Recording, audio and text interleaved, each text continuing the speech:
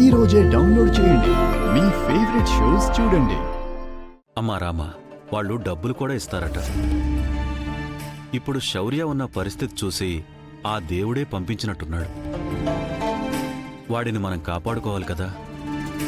నువ్వు ఇంటి నుంచి డబ్బులు తీసుకొస్తే వాడు వద్దంటున్నాడు. ఈ అవకాశాన్ని వదులుకోవద్దు, నా మాట వినమ్మా.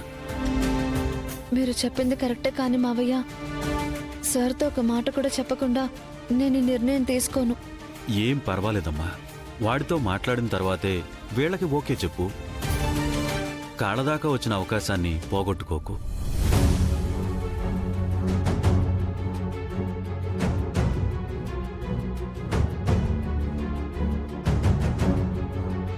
సార్, మా కోడలికి ఇష్టమే సార్. చెప్పమ్మా. ఆ, ఆ, సార్ నాకు కొంచెం టైం ఇవ్వండి. మా హస్బెండ్తో ఒకసారి మాట్లాడాలి. ఆయనతో మాట్లాడిన తర్వాత నిర్ణయం తీసుకుంటాను.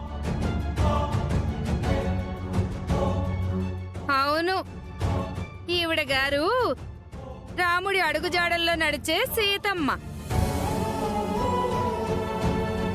నో ప్రాబ్లం మేడం, మీరు మీ హస్బెండ్తో మాట్లాడి మాకు మళ్ళీ కాల్ చేయండి. ఇదిగోండి మా visiting card. Out of curiosity అడుగుతున్నాను, మీ ప్రొడక్ట్కి బ్రాండ్ అంబాసిడర్గా ఉంటే మీరు ఎంత పే చేస్తారు? 10 లక్షలు సార్. మీ రెస్పాన్స్ కోసం వెయిట్ చేస్తూ ఉంటాం మేడం.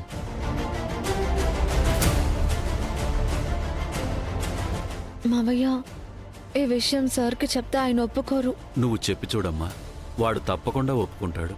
వాడు ఒప్పుకోడు.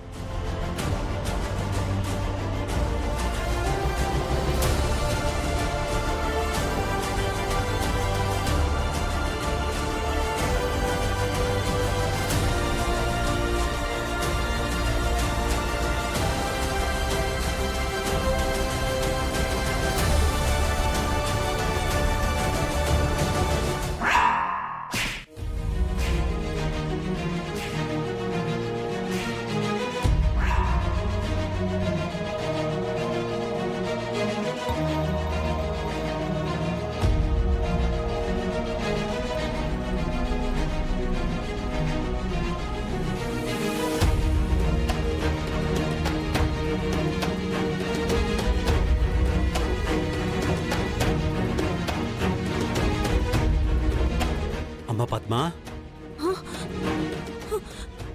మళ్ళీ అమ్మ పద్మ. కొడతారా ఏంటి? నన్ను కొట్టకండి. ఆగమ్మా, ఆగు. మళ్ళీ కొట్టడానికి వచ్చారా? నేనెందుకు కొడతానమ్మా? నిన్ను కొట్టిన ఈ చేతులతోనే నీకు దండం పెడుతున్నాను.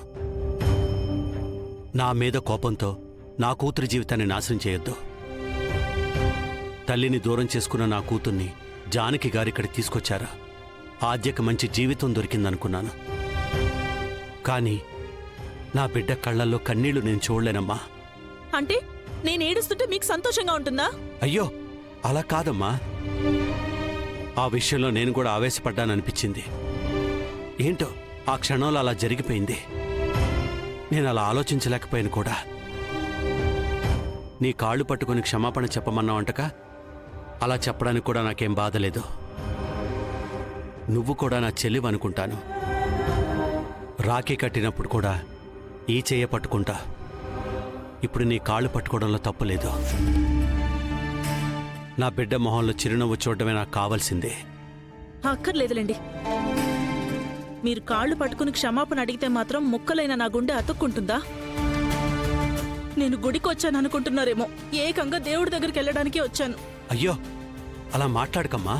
లేదు, ఈ ఊళ్ళో పంచాయతీలు చేసి ఎంతో మందికి న్యాయం చేసే రఘురాం గారి చెల్లెల మీద పరాయి మగాడు చేయి చేసుకున్నాడంటే ఇంకేమైనా ఉందా? నేను బతికున్న శవంతో సమానం. ఈ శవం ఇంట్లో ఉన్న ఊరంతా తిరిగినా లాభమేముంది? ఉండాల్సింది శ్మశానంలోనే.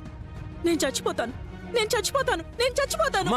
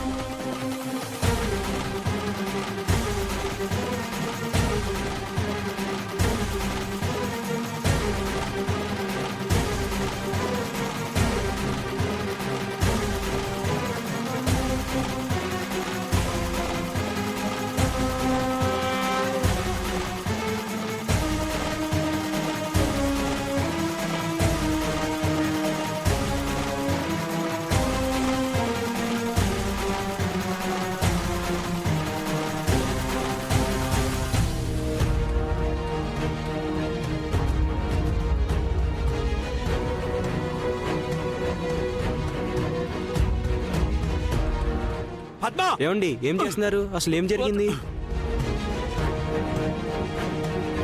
ఏ వదలండి వదలండి వదలండి.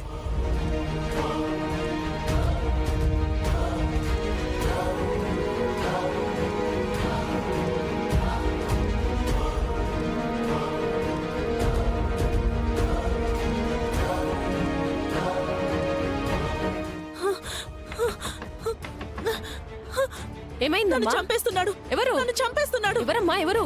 ఎవరు? ఏ పద్మ ఏ ఆగవయ్యా, ఆగు, ఆగు.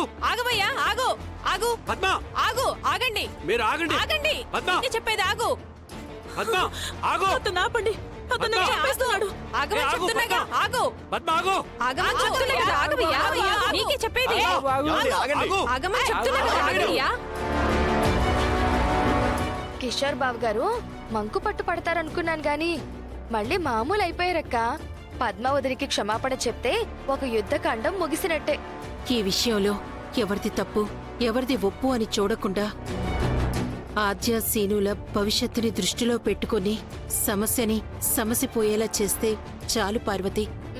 అవును అంతే అక్క. అమ్మ పార్వతి, వెళ్ళి మిరపకాయలు తీసుకొనిరా. ఉమ్. అన్నయ్య, అన్నయ్య, కాపాడండి. అన్నయ్య, శివరాం, అన్నయ్య, కాపాడండి, కాపాడండి, కాపాడండి. శివరాం, అందరూ రండి. అన్నయ్య. పద్మ, ఏమైంది? పద్మం ఏమైంది? అమ్మా ఎలా తడిసిపోయావంటే ఏదైనా కోలిట్లో మునిగొచ్చావా? ఎవరో తరువుకొచ్చినట్టు పరిగెత్తుకుంటూ వస్తే అలా అడుగుతావేంటి?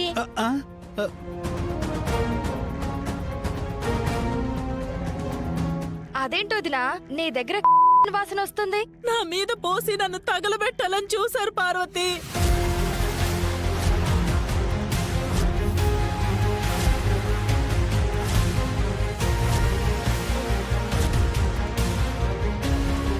నీ ప్రాణాలు ఎవరు తీయాలనుకున్నారు పద్మ?